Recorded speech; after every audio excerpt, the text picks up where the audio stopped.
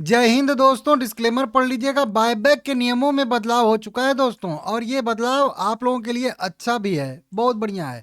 आप लोगों के साइड से ही शिकायत आ रहा था कि बायबैक से जो भी इनकम आती है उसको डिविडेंड काउंट किया जाता है, डिविडेंड की तरह से देखा जाता है, सरकार उसको डिविडेंड मानती है और उस पे डिविडेंड फिर आपके जैसे कि जो भी टैक्स स्लैब में आप आते हैं उसके तरह से टैक्स लगता है। हालांकि छोटे निवेशकों के लिए ये जो है एक बुरी खबर भी है, लेकिन जो बड़े लोग हैं या बड़े थोड़े से निवेशक हैं उनके लिए पॉजिटिव खबर भी यहाँ पे है। तो दो मतलब बहुत छोटे वाले जो लोग हैं, जो एकदम रिटेल इन्वेस्टर हैं, जो बहुत छोटा सा इन्वेस्टमेंट करते हैं, छोटी सी उनकी इनकम भी है, तो उनके लिए नेगेटिव पॉइंट भी है। और जो लोगों को दिक्कत थी कि डिविडेंड इनकम क्यों इसको काउंट किया जाता है, उनके लिए यह पॉजिटिव है। तो किसी के लिए निगेटिव है, किसी के लिए पॉजिटिव है। अब समझा देता हूँ किसके लिए निगेटिव है, किसके लिए पॉजिटिव है। पहले नियम हम लोग देख लेते हैं कि नियम में क्या बदला हुआ है। आज बजट पेश हुआ है और उसी बजट में बताया गया है कि जो बायबैक पे पहले जो है डिविडेंड इनकम काउंट किया जाता था, अब उसको जो है कैपिटल गेन टैक्स मतलब उस पे लगेगा जैसे भी, ठीक है ना। तो अब कैपिटल गेन उसको काउंट किया जाएगा और जो प्रीमियम अमाउंट रहेगा उसी पे जो आपका बाय करने का जो एक्चुअल कॉस्ट रहेगा उसके बाद जितना आपको प्रॉफिट होगा उसी को जो है यहाँ पे कैपिटल गेन माना जाएगा, जो मतलब आपका प्रॉफिट जो रहेगा उस पे, ठीक है ना। तो ये अब नियम क्या कह रहा है, तो देखिए पहले डिविडेंड इनकम इसको काउंट किया जा रहा था, वो बता ही रहा हूँ आप लोगों को कई बार से, ठीक है ना। अब इसको पूंजीगत लाभ कर देना होगा, मतलब शॉर्ट टर्म जो गेन और लॉन्ग टर्म टैक्स गेन जो है उसको देना पड़ेगा, ठीक है ना। एल टी सी जी जो कहते हैं और उसको जो है, ठीक है ना, एल टी सी जी। तो देखिए लॉन्ग टर्म कैपिटल गेन अब इसमें जो है दूसरे तरीके से लगेगा। यह प्रस्ताव शेयर बायबैक के प्राप्त राशि को लाभांश आय के बजाय पूंजीगत लाभ शीर्षक के तहत योग्य माना जाएगा। इसके अलावा प्रवर्तकों के लिए अलग जो है इसमें प्रावधान किया गया है। जो बायबैक में लाभ पर प्रभावी लागू दर घरेलू कंपनियों के प्रवर्तक के लिए 22% रहेगा और अन्य घरेलू कंपनियों के प्रवर्तक के लिए यह 30% रहने वाला। तो देखिए प्रमोटर के लिए अभी भी 22% और अन्य जो प्रवर्तक रहेंगे उनके लिए 30% काउंट होगा। लेकिन रिटेल इन्वेस्टर या जो नॉर्मल इन्वेस्टर है उनके लिए क्या होगा, उनके टेक मतलब उनको जो है लॉन्ग टर्म टैक्स गेन और शॉर्ट टर्म कैपिटल गेन इस तरीके से लगेगा। जो हम लोगों का यहाँ पे है शॉर्ट टर्म कैपिटल गेन जो है, ठीक है ना, capital gain S T C G कुछ करके है और एक एल टी सी जी है, ठीक है ना, कैपिटल गेन।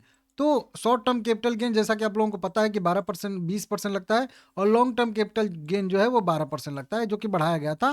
पहले ये 10 था, ठीक है ना, को 10 से बढ़ा के 12 कर दिया गया था और ये 15 था तो 15 से बढ़ा के इसको जो है 20 कर दिया गया। अब इतना ही लगता है हम लोगों को, ठीक है ना, जो भी टैक्स पेयर है, टैक्स फाइल करते हो आप लोग। तो अब आपके बायबैक पे जो आपको प्रॉफिट होगा ना उस पे भी अब जो है जितना पहले आपने शेयर खरीद के रखा था, जितना मतलब लॉन्ग टर्म वाला है या शॉर्ट टर्म वाला है, उस पे इसी हिसाब से यहाँ पे टैक्सेशन आप लोगों का लगने वाला है, इसको समझ लीजिएगा, ठीक है ना। अब इसको मैं कैलकुलेशन के माध्यम से ही समझाता हूँ, हालांकि एक्सेल सीट पे नहीं जाएंगे, यहीं पे समझा देता हूँ आप लोगों को, ठीक है ना। अब यहाँ पे क्या होगा कि पहले मान लेते हैं कि कोई शेयर हमने 100 रुपये पे खरीदा है और कंपनी 150 रुपये पे बायबैक लेके आ रही है, तो सीधा सीधा हम लोगों को 50 रुपये का यहाँ पे बेनिफिट हो रहा है। लेकिन शेयर 100 रुपये पे भले ही ट्रेड कर रहा है, 150 रुपया उसका करेंट प्राइस है, 50 पॉइंट का हम लोगों को यहाँ पे बेनिफिट भले ही हो रहा है, प्रीमियम पे मिल रहा है। लेकिन ज़रूरी नहीं है कि हमने उस शेयर को 100 रुपये पे ही खरीदा है। हो सकता है कुछ लोग 80 रुपये पे भी खरीदे हों और हो सकता है उसी शेयर को कोई लोग जो है 120 रुपये पे भी खरीदे हों। तो अब जो है कम से कम 80 रुपये के बाद जो है 150 रुपये पे कंपनी बायबैक करेगी, तो प्रीमियम भले ही करेंट प्राइस से 50 रुपया ट्रेड कर रहा है, लेकिन आपके बाइंग कॉस्ट से अगर देखेंगे तो लगभग 8 7 15 तो 70 रुपया का आपको बेनिफिट हो रहा है। तो इस 70 रुपये पे आपको टैक्स लगेगा। वहीं पे अगर कोई बंदा 120 रुपये पे बाय करके रखा है और करेंट प्राइस 100 रुपया है, मतलब 20% डाउन उसका जो है शेयर चल रहा है, लेकिन फिर भी 150 पे कंपनी बायबैक कर रही है, तो अभी भी उसको अगर बायबैक में देगा वो 120 रुपये वाला अपना शेयर जो खरीदा था, तो उसको 30 रुपये का बेनिफिट होगा, तो उसको अब 30 रुपये पे टैक्स लगेगा। लेकिन अब यहाँ पे भी दो मैटर आ जाएगा, ठीक है, आपने 80 पे खरीदा था, 70 रुपये का आपका बेनिफिट हुआ, आपने 120 पे खरीदा था, आपको 30 रुपये पे बेनिफिट हुआ।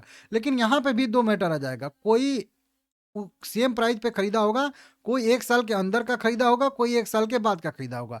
ये 70 रुपया वाला भी कोई 1 साल पहले का खरीदा होगा और कोई 1 साल के बाद का खरीदा होगा, समझ रहे हो, 1 साल मतलब अंदर खरीदा होगा और कोई 1 साल के बाद का खरीदा होगा। अब दोनों पे लगेगा। अब 70 रुपये पे जो 1 साल के पहले आपने खरीदा है, मतलब लॉन्ग टर्म आपका लगेगा, तो आपको 12% इस पे देना पड़ेगा, 70% का 12%, ठीक है ना। और अगर आपने मतलब शॉर्ट टर्म में खरीदा है अभी, मतलब 1 साल के अंदर खरीदा है, तो फिर आपको इसी ₹70 पे 20% पे करना पड़ेगा। सेम इसी तरीके से ये वाला ₹30 वाला भी है, दोनों को 30 रुपया ही बेनिफिट हुआ है। लेकिन 1 साल के पहले का एक बंदा ने खरीद के रखा है, तो उसको यहाँ पे 12% लगेगा, और जिसने अभी 1 साल के अंदर-अंदर खरीदा है, उसको 20% लगेगा। मतलब देख सकते हो 4 यहाँ पे सिचुएशन बन गई। समझ रहे हो आप लोगों को टैक्स लगने का, कि आपके बाइंग कॉस्ट से बायबैक के प्राइस में कितना डिफरेंस है, वो आपका प्रॉफिट हुआ, और उस प्रॉफिट पे आपने शॉर्ट टर्म में खरीदा है उस शेयर को, और लॉन्ग टर्म में खरीदा है, कितने दिन से उस स्टॉक को आप होल्ड करके चल रहे हो, उस पे ये डिपेंड करेगा कि कितने दिन से खरीद के रखे हो, ठीक है ना। और बहुत सारे लोग बायबैक जब अनाउंस होता है तभी खरीदते हैं, तो उन पे तो सीधा सा बात है कि शॉर्ट टर्म ही लगेगा, ठीक है ना, 20%। तो ये आप लोग देख लीजिएगा। अब यहाँ पे हम लोगों को क्या बेनिफिट हो रहा है, क्या दिक्कतें हो रही है।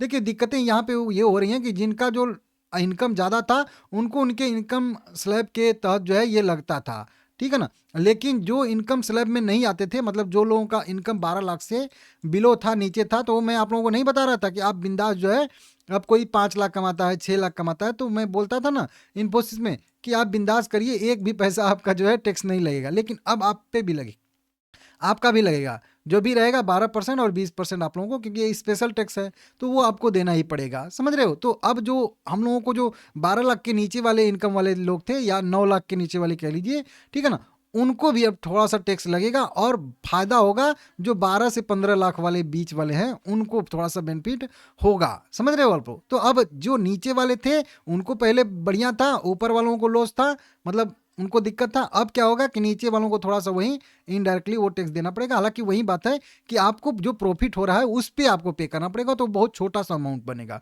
समझ रहे हो आप लोग। तो इस तरीके से यहाँ पे इस सिस्टम को थोड़ा सा समझ लीजिएगा अच्छे से, तो आपको अच्छा रहेगा, ठीक है ना। देख लीजिएगा आप लोग भाई।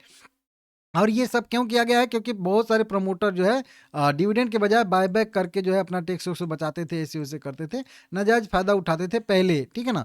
तो उसकी वजह से डिविडेंड इनकम काउंट किया गया, फिर लगा कि नहीं यार डिविडेंड इनकम से तो दिक्कत हो रही है, तो फिर जो है रिटेल इन्वेस्टर के लिए यहाँ पे वो जो है थोड़ा सा प्रावधान किया गया कि चलिए ठीक है, आपका जो है मतलब प्रॉफिट गेन ही माना जाएगा, लाभ, ठीक है ना। तो इस तरीके से देखते हैं क्या होता है क्या नहीं होता है। बाकी ठीक है, अब ये न्यूज़ जो आई है कई सारे लोगों के लिए पॉजिटिव न्यूज़ है, और कई सारे लोगों के लिए निगेटिव न्यूज़ है। बाकी अब टीडीएस वीडीएस वाला तो मेरे हिसाब से कोई वैसा मैटर आएगा नहीं, क्योंकि टीडीएस अब तो डिविडेंड इनकम पे ही कट रहा था, ठीक है ना। तो अब तो प्रॉफिट हो रहा है हम लोगों को सीधा सीधा, तो उस पर शायद से मेरे हिसाब से अब टीडीएस भी ना कटे, तो ये भी एक अच्छा रहेगा। नहीं तो वो भी एक झंझट होता था कि टीडीएस कट गया 10%, तो अब उसको क्लेम करने के लिए फिर से आईटीआर फाइल करो, तो ये वाला सिस्टम भी मेरे हिसाब से अब हट जाएगा। हालांकि इस पर न्यूज़ निकल के सामने नहीं आई, लेकिन मेरा मानना है कि जब डिविडेंड इनकम काउंट ही नहीं हो रहा है, तो इस पर फिर टीडीएस क्यों कटेगा। समझ रहे हो आप लोग।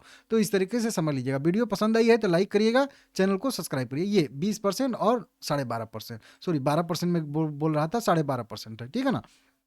ये जो है अब लगना शुरू हो जाएगा आपके बायबैक के जो प्रॉफिट है उस पे, ठीक है ना। देख लीजिएगा अभी 3 बायबैक चल रहे हैं। एक गो फैशन का 9 फरवरी को अभी रिकॉर्ड डेट टैक्स डेट है। कंपनी जो है 460 रुपये बायबैक कर रही है, लगभग 380 रुपये के आसपास इसका करेंट प्राइस है, 65 करोड़ का बायबैक है इसका। और एक जो है मैट्री मनी है, इसका रिकॉर्ड डेट बीत चुका है, 655 रुपये पे 517 रुपये वाले शेयर को अपने बायबैक करिए, 58 रुपये पे करेंट प्राइस का ट्रेड कर रहा है। और एक और बायबैक है जो मैं आप लोगों को यहाँ पे बता देता हूँ, ये प्यूरेट्रोप्स फ्रूट्स लिमिटेड है, 180 रुपये इसका करेंट प्राइस है, 200 पे ये भी बायबैक कर रही है, और इसका भी रिकॉर्ड डेट अपकमिंग में है, देख लीजिएगा। लाइक करिएगा सभी लोग।